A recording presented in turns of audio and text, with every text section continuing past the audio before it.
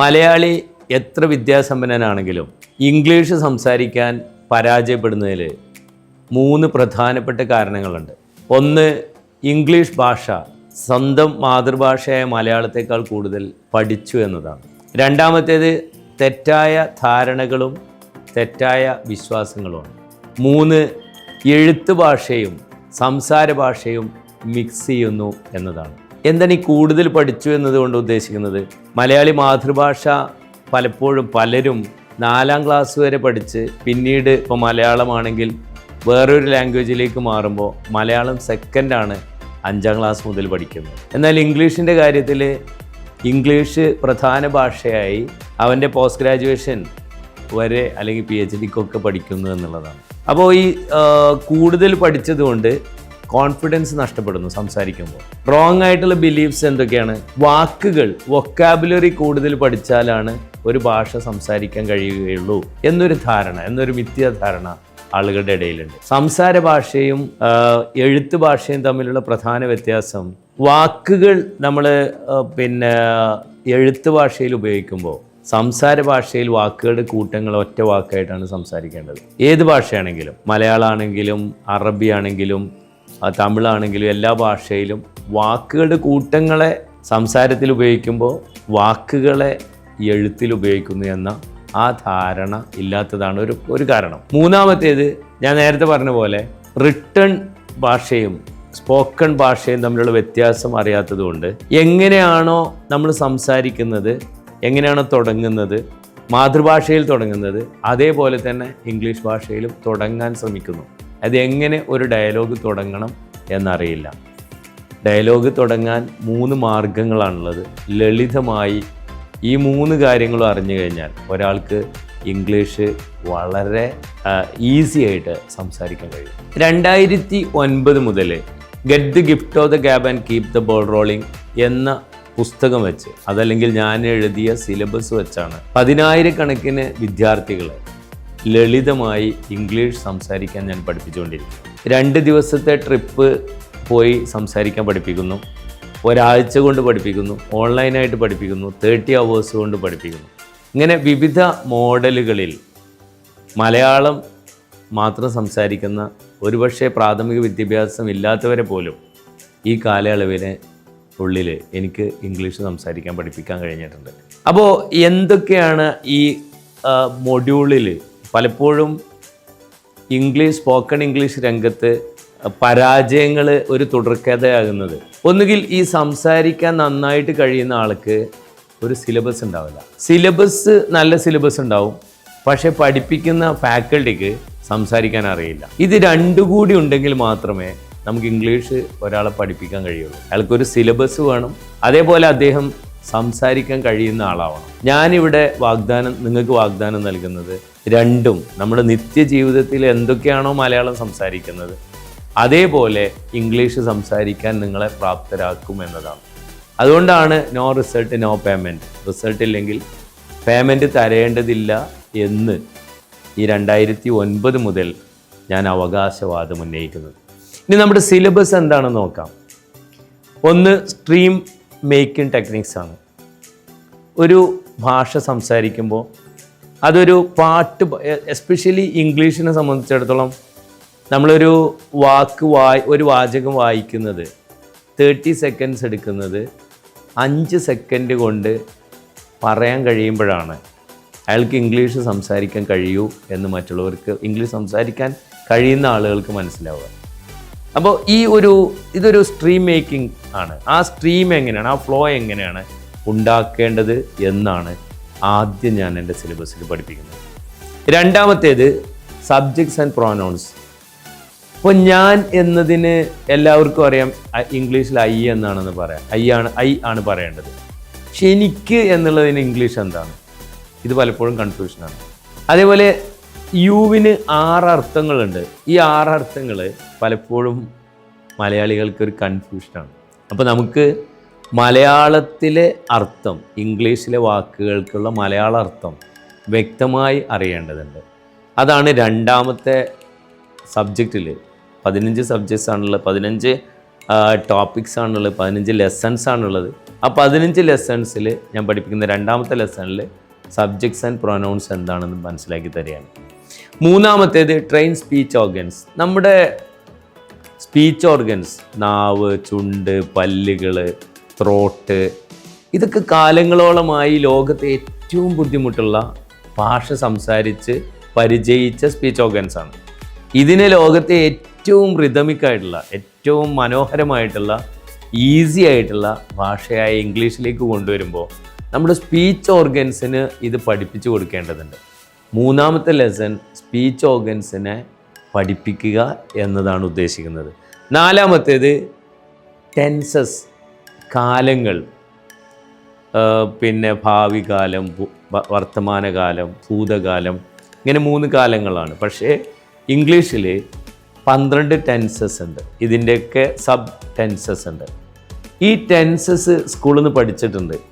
ഏറ്റവും കൂടുതൽ ഇംഗ്ലീഷ് സംസാരിക്കുമ്പോൾ നമ്മൾ യൂസ് ചെയ്യുന്നത് സിമ്പിൾ പ്രസൻറ്റ് ടെൻസ് ആണ്. സിമ്പിൾ പ്രസൻറ്റ് ടെൻസിൻ്റെ ഫോർമുല എല്ലാവർക്കും അറിയാം. സബ്ജക്റ്റ് പ്ലസ് വെർബ്, അല്ലെങ്കിൽ subject plus verb plus S or ES. എന്താണ് ഇതിൻ്റെ ഉപയോഗം എന്നറിഞ്ഞെങ്കിൽ മാത്രമേ നമുക്ക് ഇംഗ്ലീഷ് സംസാരിക്കാൻ കഴിയുള്ളൂ. ഞാനിപ്പോൾ സംസാരിക്കുന്നു, ഐ സ്പീക്ക്. ഞാൻ സംസാരിക്കാറുണ്ട് എന്ന് പറയാനും ഐ സ്പീക്കാണ്. ഇത് പലർക്കും അറിയില്ല. അപ്പോൾ ടെൻസസ് മലയാളത്തിൽ പഠിപ്പിച്ചു കൊടുക്കുന്നു. ആ 12 ടെൻസസിനെയും നിങ്ങൾക്ക് ലളിതമായി പഠിപ്പിച്ചു തരും. നാളെ ഒരു കോമ്പറ്റീറ്റീവ് എക്സാമിന് പങ്കെടുക്കുന്നവർ പോലും ഇംഗ്ലീഷിലാണ് പലപ്പോഴും പരാജയപ്പെടുന്നത്. ആ പരാജയം അവരിൽ നിന്ന് ഒഴിവാക്കാൻ ടെൻസസിനെ മലയാളത്തിൽ തറവായിട്ട് ഞാനിവിടെ പഠിപ്പിച്ചു തരും. 5ാമത്തെ ലെസൺ എന്ന് പറയുന്നത് സ്പോക്കൺ ടെക്സ്റ്റ് ആണ്. എന്ത് ഈ സ്പോക്കൺ ടെക്സ്റ്റ്? ഞാൻ മുമ്പ് എൻ്റെ ഇൻട്രഡക്ഷനിൽ പറഞ്ഞിട്ടുണ്ടായിരുന്നു, എങ്ങനെ തുടങ്ങണം എന്നറിയാത്തതാണ് പലപ്പോഴും മലയാളി ഇംഗ്ലീഷ് സംസാരിക്കാൻ പരാജയപ്പെടുന്നത്. ഇംഗ്ലീഷ് സംസാരിക്കുമ്പോൾ ഇപ്പോൾ സബ്ജക്ട്സ് അല്ലെങ്കിൽ സ്റ്റേറ്റ്മെൻറ്റ്സ് അല്ലെങ്കിൽ ആൻസേഴ്സ്, പ്രസ്താവനകൾ അല്ലെങ്കിൽ മറുപടികൾ, ഒരു ചോദ്യം ചോദിച്ചാൽ അതിനുള്ള മറുപടി പറയുന്നത്, അല്ലെങ്കിൽ നമ്മളൊരു പ്രസ്താവന രേഖപ്പെടുത്തുന്നത്, അതിൻ്റെ തുടക്കം സബ്ജക്റ്റിൽ നിന്നാവണം. സബ്ജക്റ്റ് എന്ന് പറയുന്ന അവിടെ കർത്താവ്, ക്രിയ, ആ ഒരു രീതിയിലാവണം ഒരു സ്റ്റേറ്റ്മെൻറ്റോ അല്ലെങ്കിൽ ഒരു ആൻസറോ നമ്മൾ പറയേണ്ടത്. പിന്നെ രണ്ടാമത് കമാൻഡ് ചെയ്യുക അല്ലെങ്കിൽ ഉപദേശിക്കുക. അതെപ്പോഴും വെർബിൽ നിന്നാണ് തുടങ്ങേണ്ടത്. എങ്ങനെ ചോദ്യങ്ങൾ ചോദിക്കണം അതറിയാത്തതാണ് ഈ മലയാളിയുടെ വേറൊരു പ്രശ്നം. ചോദ്യങ്ങൾ 3 രീതിയിലാണുള്ളത്. ഒന്ന് യെസ് ഓർ നോ ക്വസ്റ്റ്യൻ, അഥവാ യെസ് ഓർ നോ ക്വസ്റ്റ്യൻ എന്ന് പറഞ്ഞാൽ ചോദ്യത്തിൻ്റെ ഉത്തരം അതെ അല്ല എന്നാണ്. അതെ അല്ല എന്ന ചോദ്യം തുടങ്ങുന്നത് ഓക്സിലറി വെർബ്സ് എന്നാണ്. ഏതൊക്കെയാണ് ഓക്സിലറി വെർബ്സ്, അതിൻ്റെ അർത്ഥങ്ങൾ എന്താണ്, അത് ലളിതമായി പഠിപ്പിക്കുന്ന പാഠമാണ് ഈ സ്പോക്കൺ ടെക്സ്റ്റ് എന്നുള്ളത്. അതേപോലെ ക്വസ്റ്റ്യൻസ്, WH ക്വസ്റ്റ്യൻസ്, 6 വയസ്സും ഒരു ഹസ്ബൻഡും ഉള്ള വാട്ട്, വിച്ച്, വെന്ന്, വേർ, വൈ, ഹു, ഹൗ. ചോദ്യത്തിൽ എവിടെയെങ്കിലും എന്ത്, ഏത്, എവിടെ, എങ്ങനെയെന്നുണ്ടെങ്കിൽ അത് ആ WH വെച്ച് തുടങ്ങണം എന്ന് പഠിപ്പിക്കുന്നത് കൂടിയാണ് സ്പോക്കൺ ടെക്സ്റ്റ്. മൂന്നാമത്തേത് ഓൾട്ടർനേറ്റ് ക്വസ്റ്റ്യൻസ്, ചോദ്യത്തിൽ തന്നെ ഉത്തരവുണ്ട്.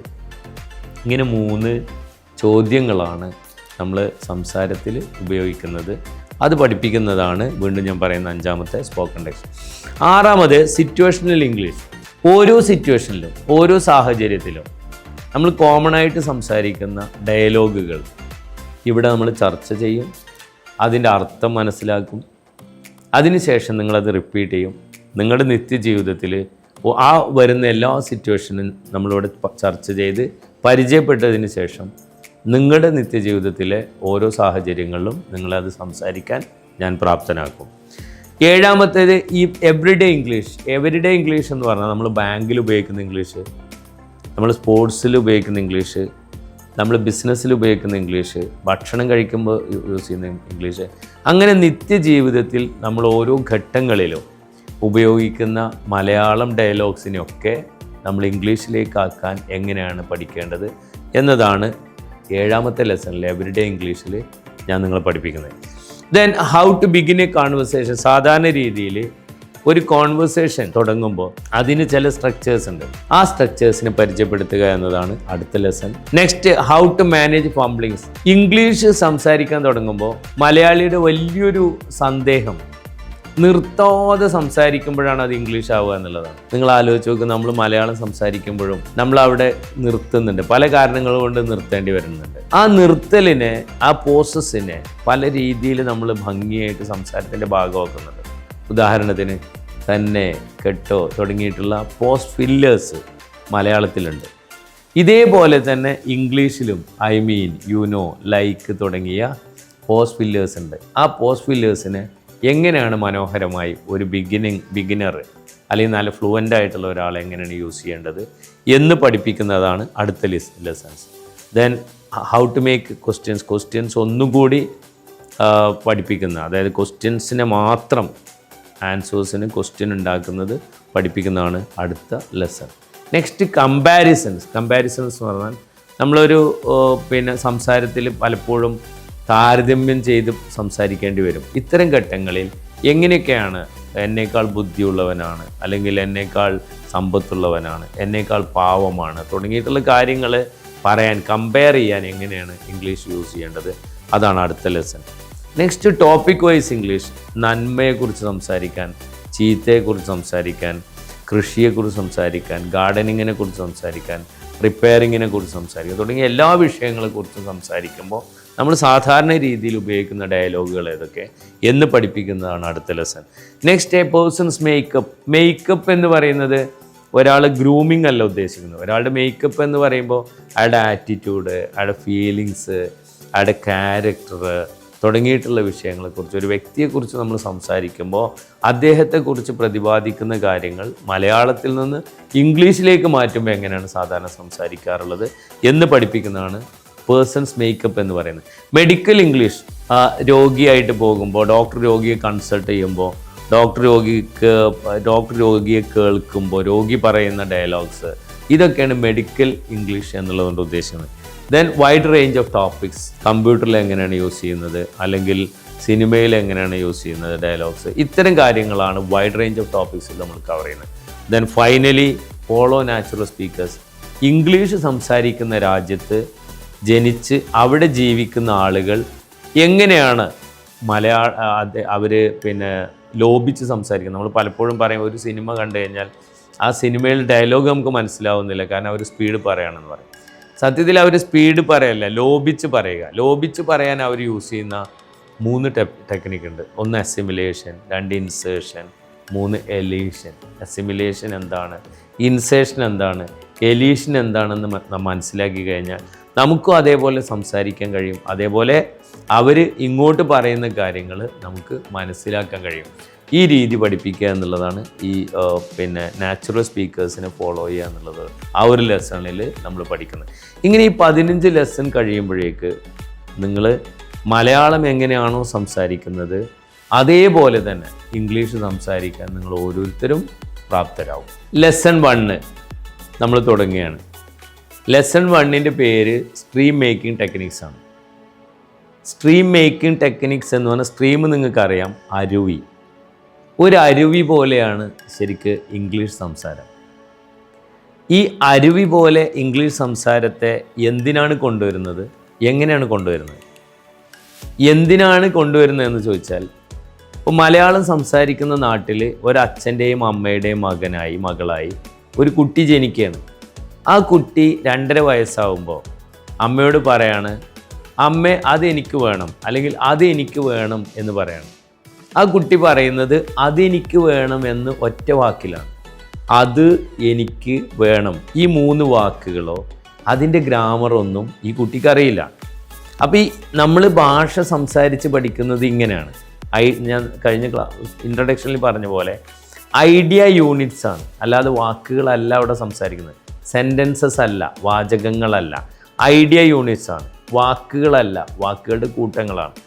ഇതാണ് സംസാര ഭാഷയും എഴുത്ത് ഭാഷയും തമ്മിലുള്ള വ്യത്യാസം. മലയാളി സംസാരിക്കാൻ തുടങ്ങുമ്പോൾ എഴുത്ത് ഭാഷയിലേക്ക് പോകുന്നു. അതൊരു വലിയ അബദ്ധമാണ്. രാമൻ ചായ കുടിച്ചു, രാമൻ ചായ കുടിച്ചു, അതാണ് മലയാളത്തിൽ പറയുന്നത്. നേരെ മറിച്ച് ഇംഗ്ലീഷിൽ രാമൻ ഡ്രാങ്ക് ടീയാണ്. രാമൻ സബ്ജക്റ്റ്, പിന്നെ വെർബ്, പിന്നെയാണ് ഒബ്ജക്റ്റ് വരുന്നത്. രാമൻ ചായ എന്നാണ് മലയാളത്തിൽ വരുന്നത്. ഈ വ്യത്യാസം നമുക്ക് മനസ്സിലാവുന്നതോടൊപ്പം തന്നെ നമ്മൾ ലോപിച്ച് പറയാൻ കഴിയണം. ഇപ്പോൾ അതെനിക്ക് വേണം, അതെനിക്ക് വേണം, അതെനിക്ക് വേണം എന്ന 3 വാക്കുകളെ എങ്ങനെ ഒറ്റ വാക്കാക്കി മലയാളത്തിൽ പറഞ്ഞു. ഇതേപോലെ ഒരു കുട്ടി ഇംഗ്ലീഷ് സംസാരിക്കുന്ന രാജ്യത്ത് ജനിച്ച് ജീവിക്കുകയാണ്. 2.5 വയസ്സാകുമ്പോൾ ആ കുട്ടി അതെനിക്ക് വേണം എന്ന് ഇംഗ്ലീഷ് പറയുന്നത് ഗിവ് ഇറ്റ് ടു മീ ആണ്. ഗിവ് ഇറ്റ് ടു മീ എന്ന 4 വാക്കുകളല്ല ആ കുട്ടി പറയുന്നത്. Give it to me, give it ഒന്നായി, ഇറ്റ് ടു ഒന്നായി, me, give it to me. Give it to me എന്ന് പറയുമ്പോൾ അയാൾക്ക് ഇംഗ്ലീഷ് അറിയില്ല എന്നാണ് അതിൻ്റെ അർത്ഥം. ഇംഗ്ലീഷ് സംസാരിക്കുന്ന ഒരാളോട് ഗിവ് ഇറ്റ് ടു മീ എന്ന് പറഞ്ഞാൽ ഇംഗ്ലീഷ് സംസാരിക്കുന്ന ആൾ അയാളെ ബുദ്ധിമുട്ടിക്കണ്ട, അത്ര നേരം എനിക്ക് വെയിറ്റ് ചെയ്യാൻ പറ്റില്ല എന്ന് പറഞ്ഞാൽ അയാൾ ഒഴിവാക്കുകയാണ് ചെയ്യുക. He can understand that person can speak English. അപ്പോൾ ഇംഗ്ലീഷ് സംസാരിക്കുമ്പോൾ ഇംഗ്ലീഷ് സംസാരിക്കാൻ കഴിയുന്ന ആളാണെന്ന് തോന്നിപ്പിക്കണമെങ്കിൽ നമ്മൾ ആ ഇംഗ്ലീഷിൻ്റെ സ്റ്റൈലിലേക്ക് വരേണ്ടതുണ്ട്. അത് വളരെ ഈസി ആയിട്ട് നിങ്ങളെ ഞാൻ പഠിപ്പിക്കാൻ പോവുകയാണ്. എങ്ങനെയാണ് give it to me, give it to me ആയത്? ഗിവ് ഇറ്റ് ടു മീ, ഈ 4 വാക്കുകൾക്കിടയിൽ 4 ജംഗ്ഷൻസ് വരുന്നുണ്ട്. ഗിവ് ഇറ്റ്, അതിൻ്റെ ഇടയിൽ ഒരു ജംഗ്ഷൻ. ഇറ്റ് ടു, അതിനിടയിൽ ഒരു ജംഗ്ഷൻ. ടു മീ, അതിനിടയിൽ ഒരു ജംഗ്ഷൻ. 4 വാക്കുകൾക്കിടയിൽ 3 ജംഗ്ഷൻ വരുന്നുണ്ട്. ഈ ജംഗ്ഷനിൽ സംസാരിക്കുമ്പോൾ മാത്രം ചില ചേഞ്ചസ് നമ്മൾ വരുത്തുകയാണ്. ഞാൻ വീണ്ടും പറയുന്നു, സംസാരിക്കുമ്പോൾ മാത്രം. നിങ്ങൾ എഴുതുന്നതൊന്നും മാറ്റരുത്. ഗിവ് ഇറ്റ് എങ്ങനെ ഗിവ് ഇറ്റായി? ആ വീനെ അങ്ങോട്ട് കൊണ്ടുപോയി, വീ എന്നുള്ളത് അപ്പുറത്തേക്ക് കൊണ്ടുപോയി, വീനായി. ഇറ്റ് ടു, ഇറ്റു ആയി, ഇറ്റു മീ. എങ്ങനെ ഇത് വന്നു? ഇത് നമ്മൾ ആധികാരികമായി പഠിക്കുക എന്നുള്ളതാണ് ഈ സ്ട്രീം മേക്കിംഗ് ടെക്നിക്സിൽ നമ്മൾ ചെയ്യുന്നത്. ഇംഗ്ലീഷിൽ നിങ്ങൾക്കറിയാം, ആൽഫബറ്റ് എന്ന് പറയുന്നത് 26 എണ്ണമാണ്. അതിൽ 21 എന്താണ്? കൺസണൻസ് ആണ്. 5 എന്താണ്? വോവൽസ് ആണ്. AEIOU വോവൽസ് ആണ്. ബാക്കി വരുന്ന BCD ഒക്കെ എന്താണ്? കൺസണൻ്റ് ആണ്. ഈ വോവൽസും കൺസണൻസും ഇല്ലാതെ ഒരു വാക്കും ഒരു വാചകവും ഉണ്ടാവുന്നില്ല. അപ്പോൾ ഇവിടെയാണ് നമ്മൾ ചേഞ്ച് വരുത്തുന്നത്. എങ്ങനെയാണ് ചേഞ്ച് വരുത്തുന്നത്? Consonant consonant, consonant vowel, vowel vowel, vowel consonant, ഇങ്ങനെ 4 വേർഡ് ജംഗ്ഷൻസിനെ എടുത്തിട്ടാണ് നമ്മൾ ചേഞ്ച് വരുത്തുന്നത്. ആ വേർഡ് ജംഗ്ഷൻസിൽ സംസാരിക്കുമ്പോൾ നമ്മൾ ചേഞ്ച് വരുത്തും. ഉദാഹരണത്തിന് സ്മാർട്ട് ഗേൾ, സ്മാർട്ട് ഗേൾ എന്നൊരാൾ പറയുന്നുണ്ടെങ്കിൽ that means he doesn't know or she doesn't know how to speak English. Smart girl എന്ന് ഇംഗ്ലീഷുകാർ പറയില്ല, സ്മാർട്ട് ഗേൾ എന്നേ പറയുള്ളൂ. സ്മാർട്ട് ഗേൾ എങ്ങനെ സ്മാർട്ട് ഗേളായി? മാഡ് മാൻ, മാഡ് മാൻ ഇല്ല, ഇത് പറഞ്ഞ് നിർത്തുന്നില്ല, മാൻ. എങ്ങനെ ഈ മാഡ് മാന് മാനായി? ഇതിനൊരു നിയമമുണ്ട്. ആ നിയമമാണ് ഇപ്പോൾ നമ്മൾ പറഞ്ഞ ജംഗ്ഷനിൽ ചേഞ്ചസ് വരുത്തിയിട്ട് നമ്മൾ സംസാരിക്കാൻ പഠിക്കുന്നു. സ്മാർട്ട് ഗേൾ എന്ന് പറയുമ്പോൾ നിങ്ങൾ ശ്രദ്ധിക്കുക, സ്മാർട്ട് കഴിഞ്ഞ് ഗേൾ തുടങ്ങുന്നതിനിടയിലെ ജംഗ്ഷൻ, ആ ജംഗ്ഷനിലെ 2 അക്ഷരങ്ങൾ ഏതൊക്കെയാണ്? ടിയും ജിയുമാണ്. ആ ടിയും ജിയും ഏത് ലെവലിൽ വരുന്നു? ടി കൺസണൻ്റ് ആണ്, ജി കൺസണൻ്റ് ആണ്. അപ്പോൾ അത് കൺസണൻ്റ് വേർഡ് ജംഗ്ഷനാണ്. മാഡ് മാൻ എങ്ങനെ മാനായി? മാഡ് കഴിഞ്ഞ് മാൻ, ഡി എം, അതാണ് ആ ജംഗ്ഷനിൽ വരുന്ന 2 അക്ഷരങ്ങൾ. ഡിയും എമ്മും ആയതുകൊണ്ട് അതിന് കൺസണൻ്റ് വേർഡ് ജംഗ്ഷൻ എന്ന് പറയുന്നു. കൺസണൻ്റ് വേർഡ് ജംഗ്ഷൻ വരുമ്പോൾ എന്ത് ചേഞ്ചാണ് നമ്മൾ വരുത്തുന്നത്? അവിടെ എന്ത് ചേഞ്ചാണ് വരുത്തുന്നത്? നോക്കൂ, ഇപ്പോൾ ഹോട്ട് കേക്ക്, TC കൺസണൻ്റ് ആണ് അല്ലേ? അപ്പോൾ TC കൺസണൻ്റ് ആയതുകൊണ്ട് നമ്മളതിനെ കൺസണൻ്റ് വേർഡ് ജംഗ്ഷൻ ആക്കുന്നു. എന്ന് നേരെ മറിച്ച് നോട്ട് ഓൾവേസ് എന്ന് പറയുകയാണെങ്കിൽ അതൊക്കെ ഇംഗ്ലീഷ് അറിയില്ല എന്നാണ് അർത്ഥം. അവിടെ നമ്മൾ ചേഞ്ച് വരുത്തുന്നു. അവിടെ നോട്ട് ഓൾവേസ് വേർഡ് ജംഗ്ഷനിലെ ലെറ്റേഴ്സ്, അക്ഷരങ്ങൾ ഏതൊക്കെയാണ്? TA ആണ്. അപ്പോൾ അത് T കൺസണൻ്റ് ആണ്, A വോവലാണ്. TA, അപ്പോൾ അതിന് കൺസണൻ്റ് വോവൽ വേർഡ് ജംഗ്ഷനാണ്. ഇനി അടുത്തത് സോ ഓൾസോ എന്ന് പറഞ്ഞാൽ അയാൾക്ക് ഇംഗ്ലീഷ് അറിയില്ല എന്നാണ് അർത്ഥം. സോ ഓൾസോ ആണ്. എങ്ങനെയാണ് സോ ഓൾസോ ആയത്? സോ ഓൾസോ എങ്ങനെയാണ് സോ ഓൾസോ ആയത്?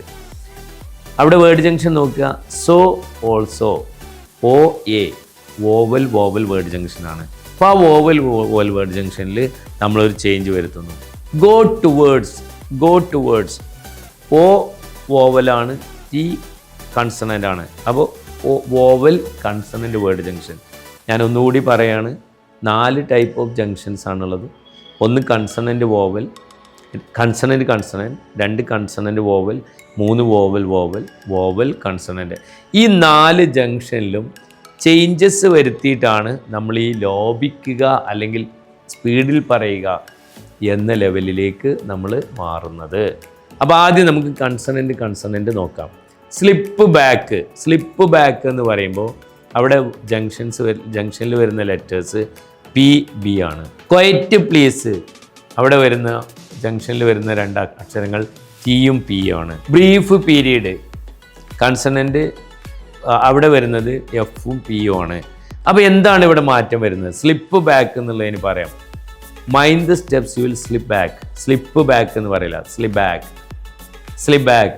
ആ പീനെ കനം കുറച്ച് അതിൻ്റെ ഒരു 25% മാത്രം ബിയിലേക്ക് കൊണ്ടുപോകുന്നു. ആദ്യത്തെ വാക്കിലെ അവസാനത്തെ അക്ഷരത്തിൻ്റെ 4/1 കനം 4/1 രണ്ടാമത്തെ വാക്കിലെ ആദ്യത്തെ അക്ഷരത്തോട് ചേർത്ത് പറയുന്നു. അപ്പോൾ ആദ്യത്തെ വാക്കിലെ അവസാനത്തെ അക്ഷരം പി ആണ്, രണ്ടാമത്തെ വാക്കിലെ ആദ്യത്തെ അക്ഷരം ബി ആണ്. ആദ്യത്തെ വാക്കിലെ അവസാനത്തെ അക്ഷരത്തെ കനം കുറച്ച് രണ്ടാമത്തെ വാക്കിലെ ആദ്യത്തെ അക്ഷരവുമായി ചേർത്ത് പറയുന്നു. സ്ലിപ്പ് ബാക്ക് എന്നുള്ളത് സ്ലിപ്പ് ബാക്ക്. അടുത്തത് ക്വയറ്റ് പ്ലീസ്. ടി വരുമ്പോൾ ആ ടീനെ നമ്മൾ സൈലൻ്റ് ആക്കുന്നു.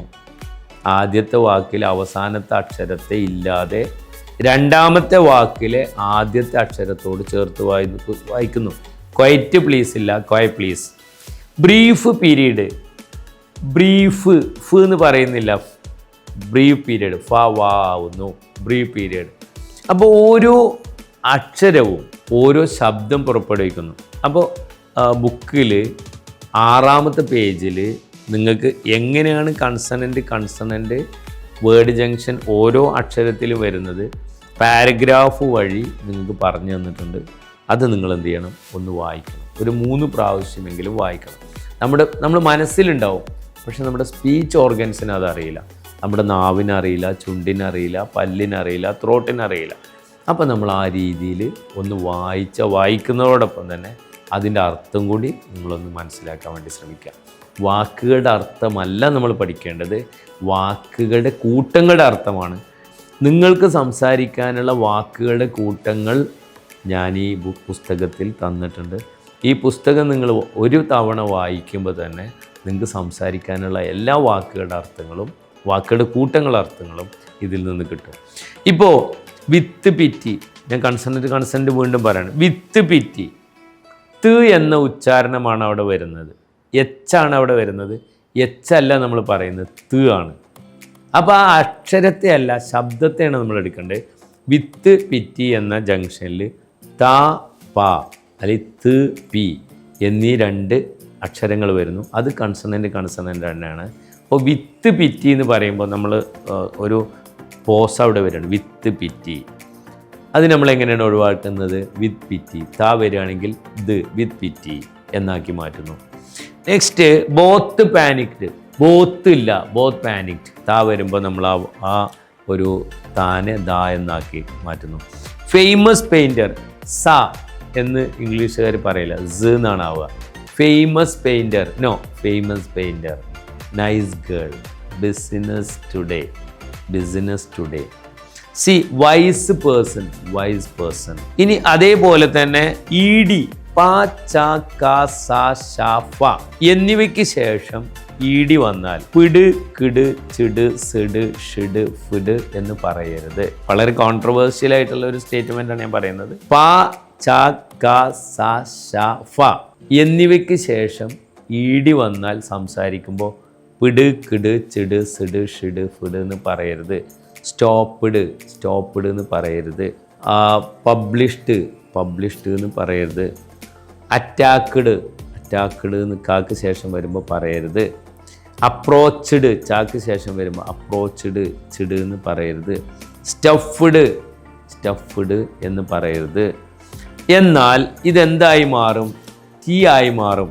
ഇപ്പോൾ പാക്ക് ശേഷം സ്റ്റോപ്പ്ഡ് സ്റ്റോപ്ഡ് എന്നായി മാറും. അറ്റാച്ച്ഡ് അറ്റാച്ച്ഡ് എന്നായി മാറും.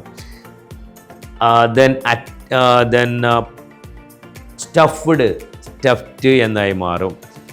പബ്ലിഷ്ഡ് പബ്ലിഷ്ഡ് എന്നായി മാറും. അപ്പോൾ പ ച ക സ ഷ ഫ എന്നിവയ്ക്ക് ശേഷം ഈടി വരുമ്പോൾ അത് എഡ് എന്ന് പറയുന്നതിന് പകരം ടി ആയി മാറും. ഇനി അറ്റാക്ക്ഡ് ദ പീപ്പിൾ എന്ന് പറയുമ്പോൾ നമ്മൾ എങ്ങനെയാണ് പറയേണ്ടത്? അറ്റാക്ക് ദ പീപ്പിൾ, കിഡ് പറയണ്ട. പബ്ലിഷ്ഡ് ദ ന്യൂസ് എന്ന് പറഞ്ഞാൽ മതി.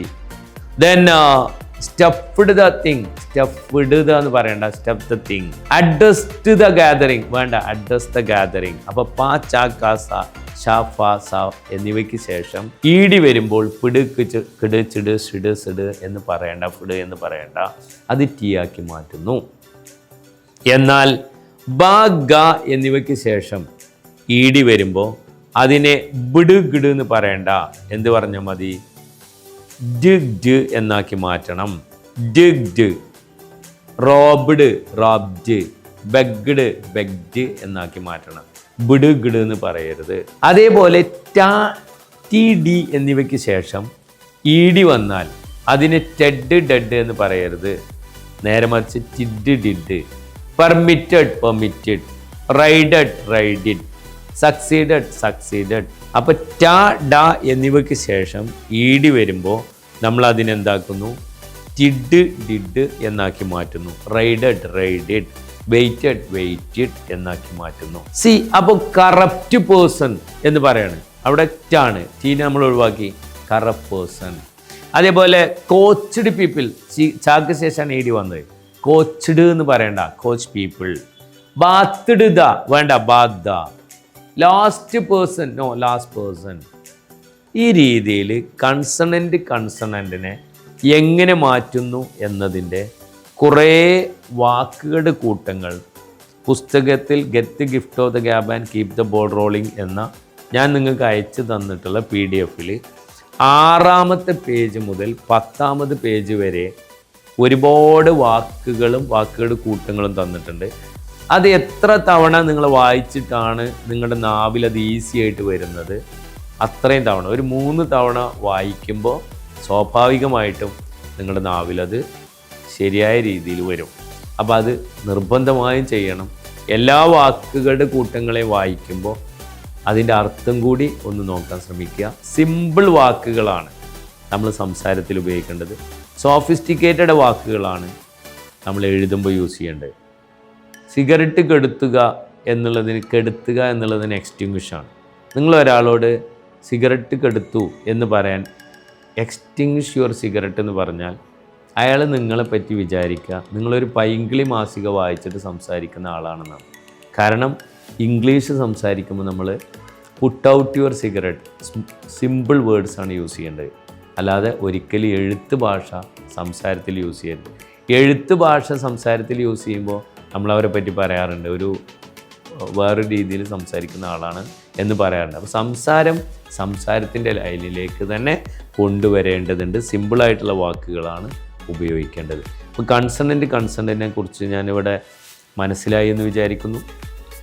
വേർഡ് ജംഗ്ഷനിൽ കൺസണൻറ്റ് വാക്കുകളാണ് അല്ലെങ്കിൽ അക്ഷരങ്ങളാണുള്ളതെങ്കിൽ അവിടെ നമ്മൾ ആദ്യത്തെ വാക്കിൽ അവസാനത്തെ അക്ഷരത്തിൻ്റെ കനം കുറച്ച് രണ്ടാമത്തെ വാക്കിൽ ആദ്യത്തെ അക്ഷരത്തോട് ചേർത്ത് പറയുന്നു. അതാണ് നമ്മളൊന്ന് പഠിച്ചത്. ത എന്നതിന് ദ എന്നാക്കി മാറ്റുന്നു, സ സ എന്നാക്കി മാറ്റുന്നു, ഫ വ ആകുന്നു എന്ന് മനസ്സിലായി. ഇനി പ ച ക സ ഷ ഫ എന്നിവയ്ക്ക് ശേഷം ഈടി വരുമ്പോൾ പിട് കിട് ചിട് സിഡ് ഷിഡ് ഫിഡ് എന്ന് പറയുന്നതിന് പകരം അത് ടി ആക്കി സ്റ്റ് എന്നാക്കി മാറ്റുന്നു എന്ന് മനസ്സിലാക്കി. ഇനി ബ ഗ എന്നിവയ്ക്ക് ശേഷമാണ് ഈടി വരുന്നെങ്കിൽ ബിഡ് ഗിഡ് എന്ന് പറയുന്നതിന് പകരം ഡിഗ് എന്നാക്കി മാറ്റുന്നു എന്നും നമ്മൾ മനസ്സിലാക്കി. ടാ ഡ എന്നിവയ്ക്ക് ടി ഡി എന്നിവയ്ക്ക് ശേഷം ഈടി വരുമ്പോൾ ടെഡ് ഡെഡ് എന്ന് പറയുന്നതിന് പകരം ടിഡ് ഡിഡ് എന്നാക്കി മാറ്റുന്നു എന്നും നമ്മൾ മനസ്സിലാക്കി. ഇതേപോലെ തന്നെ 2 വാക്കുകൾ എത്ര പറയാൻ ബുദ്ധിമുട്ടുള്ള വാക്കുകളെയും നമുക്ക് ഈസി ആയിട്ട് ലോപിച്ച് കൂട്ടി വായിക്കാമെന്ന് ഇതോടുകൂടി മനസ്സിലായി. ഇനി സംശയമുള്ളവർക്ക് നമ്മൾ ഗ്രൂപ്പിൽ നമ്മൾ ഓൺലൈൻ ക്ലാസ് സെഷനിൽ ഇരിക്കുമ്പോൾ നിങ്ങൾക്ക് ചോദിക്കാം. അതല്ലെങ്കിൽ എന്നോട് പേഴ്സണലായിട്ട് നിങ്ങൾക്ക് ഈ പറഞ്ഞതിൽ എന്തെങ്കിലും സംശയം ഉണ്ടെങ്കിൽ ചോദിക്കാം.